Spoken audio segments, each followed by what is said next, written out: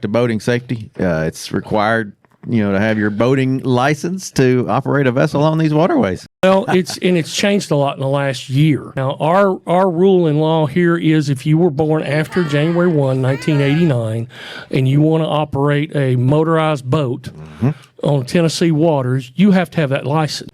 But there's other requirements been coming in from other places. The state of Alabama has instituted, so if you're going to go to Alabama to fish, they've instituted, they don't care what your age is, if you're 75 or 12. If you're operating a boat, you have to have somebody's boater safety, and if you don't, they're writing you a ticket. And, there's a fair amount of people from Tennessee that'll go down and fish Alabama, and they'll fish all that. They're grandfathered in here, but you cross the state line and not so There's much. no grace. Also, there are tournament organizations that are making it a requirement. Bassmaster has put it in at the first of this year.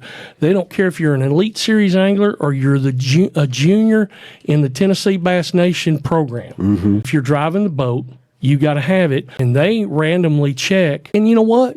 It's just great information anyway. I wish that everybody who's even riding in a boat that's the age of 12 and up would get that class, because it's helping make more safe water. And when you know that there's still accidents going on, you had tournaments out of our state earlier in the year where there was 2 big boating accidents that made a bunch of news.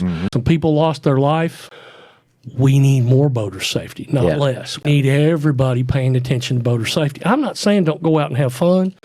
I'm not saying you can't drive fast from this slough to that point because you're trying to get all your spots in and catch the most for the tournament. We got to be safe. And that boater safety class helps so much. And we've made it easier now, too. And you may have grown up or been on a boat for many years and know how a boat operates, but there are some little things in that course that, reminders and things that talks about that maybe you forget about every now and again when you're out there on the water, and being safe around dams and just what could be under the water and not knowing how to navigate the navigation, buoys. Who's got the right of way. I mean, even though you know how that boat operates and runs, there's more to the course than just how to fire up a boat. I was on the water for 3 days last week at Watts Bar, and a lot of good stuff. A lot of safe, and then there were a few boats that weren't so safe. And you can be the safest boat on the lake, but you got to watch out for the other guy too. And that boater safety class will help you with that.